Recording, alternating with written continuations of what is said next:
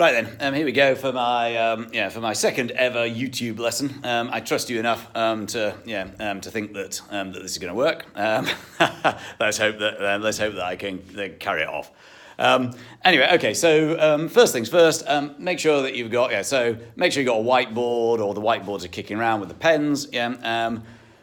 In the end, I'm going to divide you, or you can divide yourself into two groups. But for now, what we're going to talk about is the causes of inflation. So which I'm going to write up here in a well-behaved fashion. I've been evicted from my room because someone was teaching a lesson in there, which is most unacceptable. There it is. What do we already know about? What do we already know about?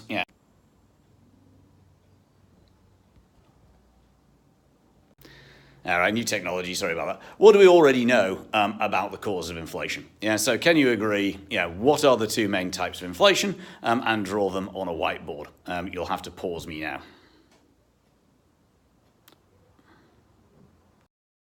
Okay, so what we should have is, on the one hand, demand pull inflation, and on the other hand, cost push inflation. So one level, that means that that we've now covered the cause of inflation, because that's what it boils down to.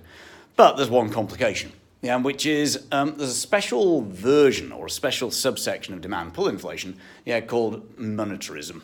And that's what we're going to be examining, or that's what you're going to work out a little bit about today, and that we'll look at properly in the lesson tomorrow. Tomorrow we'll look at a thing called the quantity theory of money. For now, though, what I want you to do is to get off the window ledge this thing, which is the thing. It's all backwards. Which is the Zimbabwe hyperinflation thing. What I'd like you to do is, in a couple of groups, work out what you think the answers to 1, 2, and 3 are. So there are 3 questions. Read it through. There's enough for one for everybody. Read it through, and then have a think about what do you think is going on in 1, what do you think is going on in 2, what do you think is going on in 3. I'll leave some flip chart paper out in the room, so you can have a big piece each, and just jot down what you think is going on. Once you've done that, pause me in a minute. But once you've done that, then you can unpause me in a minute.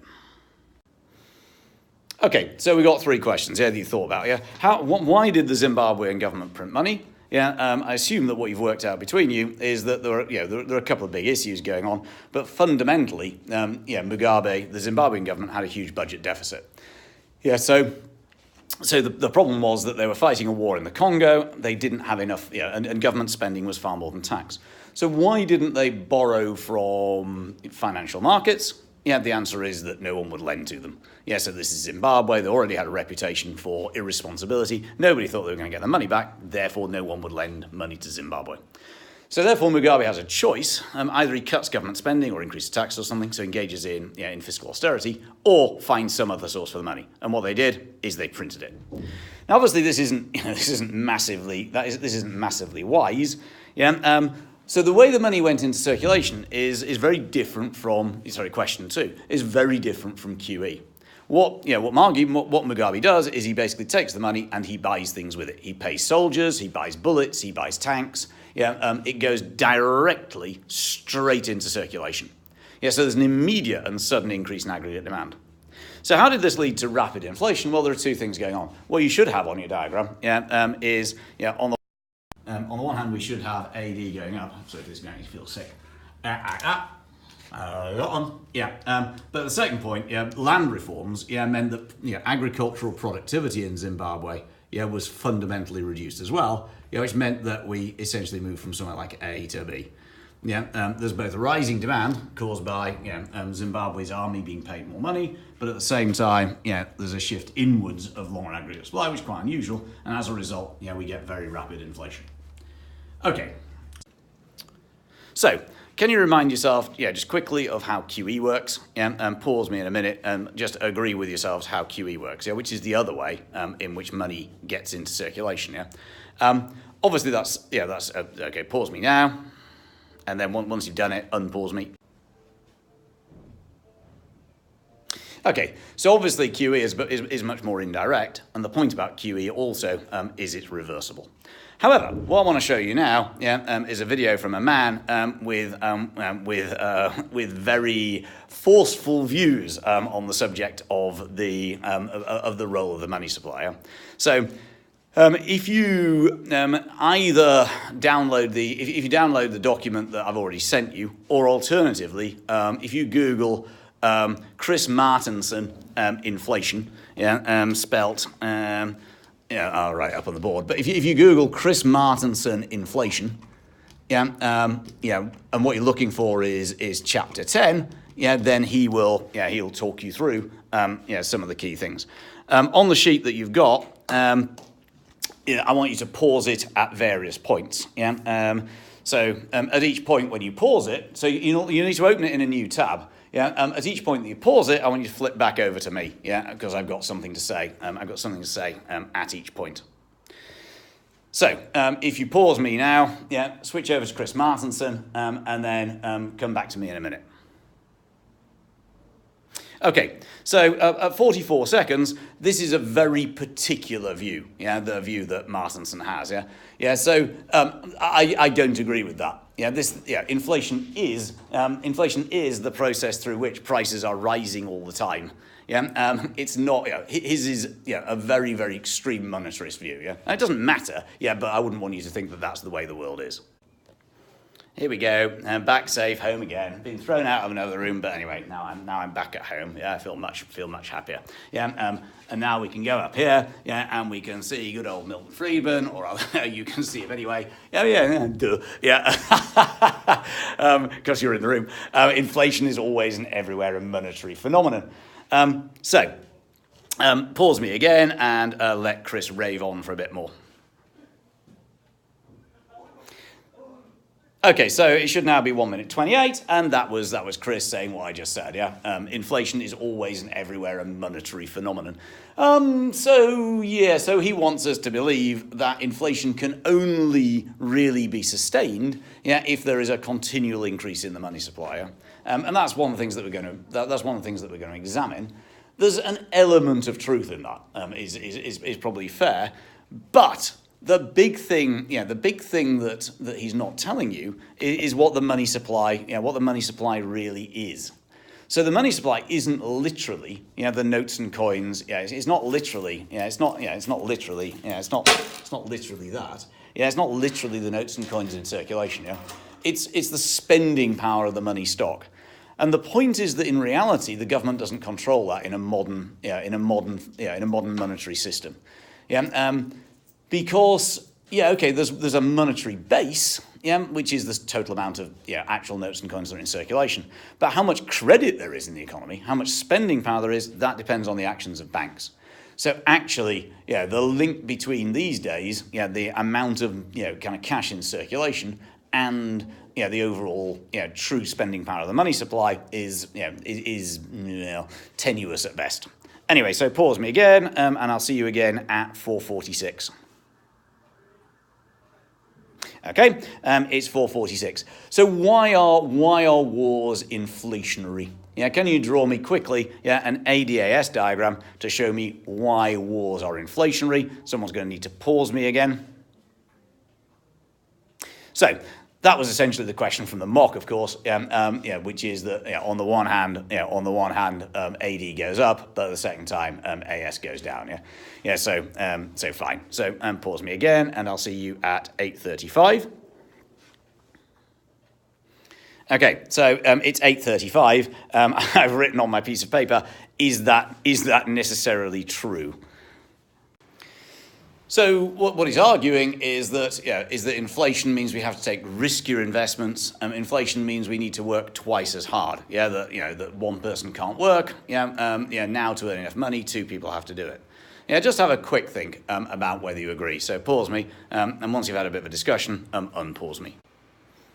I keep pausing myself, not realizing that that means that 0 time will pass. Anyway, so I don't think that is true, yeah, because as we know, yeah, it's the real interest rate that matters. He's suggesting that inflation will simply wipe out your savings necessarily, yeah, or that somehow you'll have to invest in kind of Zimbabwean gold mines or something to make a return. But we know perfectly well that if inflation is rising, yeah, then in order to keep your money, interest rates will have to be higher than inflation. Yeah, otherwise you take your money out of the bank. Yeah, and secondly, when prices are rising, that means that firms' revenues are rising. Their costs are rising as well, sure. Yeah, but their nominal profits will be higher. So, for example, if in year one we had revenue of £1,000 and costs of £900, suppose that would give us a profit of £100. Yeah, suppose there was 10% inflation. In year one, revenue would now be £1,100. Costs would be £990. In nominal terms, profits would now be £110. Yeah, yeah. So, in other words, what he's saying isn't really true. Yeah, he's a bit of a zealot. Yeah, but anyway, pause me again. We nearly come to the end of Chris. Yeah, and we're not going to watch him all the way through because he gets a bit ranty. Yeah, so pause me again now, and I'll see you again at. I've lost my bit of paper now. Whatever it says on the sheet. 9:15. Okay, so why don't we just return to the gold standard? So the gold standard means that instead of having paper money, what he calls a fiat currency, every single pound that we issue has to be backed by gold. I just want you to talk between you just for a minute or two. Why do you think that we haven't or shouldn't return to the gold standard? Okay, so from my point of view, there's just not enough gold. The point is that gold. Britain's GDP is now whatever it is, 1.8 trillion pounds. Yeah, there isn't that much gold, and also it's important to remember that we need the money supply to grow in line with GDP. Yeah, if the money supply was the same as it was in 1900, that would be impossible. The economy is much bigger than it was, even forgetting about inflation. The actual real value of GDP in terms of the size of the economy is so much bigger. You need more money, in order for the wheels of commerce to grind, in order for people to be able to actually buy stuff in the shops and so on. Therefore, for that reason, apart from anything else, a return to the gold standard would be crazy. Okay, we're nearly there. Yeah, there's one other sheet on the window ledge, which shows the link between the money supply and inflation. If you pull that one down and just share it out amongst you and just show what you think it seems to be showing. Yeah, M3 and M2 are M3 and M2 are measures of the money supply. They're just different measures of the amount of money in circulation. CPIU is the relevant one that you're interested in. Yeah, I'm not quite sure what the CPIU plus lies is. It doesn't sound great. Yeah. So have a look at those and just see what the chart seems to show. So pause me.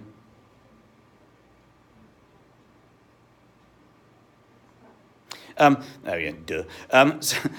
what it shows us, is that generally speaking, there is a close link, between inflation and the money supply. Yeah? So the guy's not wrong. It's just that the idea that money is the only cause of inflation, is incorrect. And particularly if you look at what happens right at the end, So if you look at what happens, kind of towards the end of the period, 2010 to 2015, after the start of the financial crisis.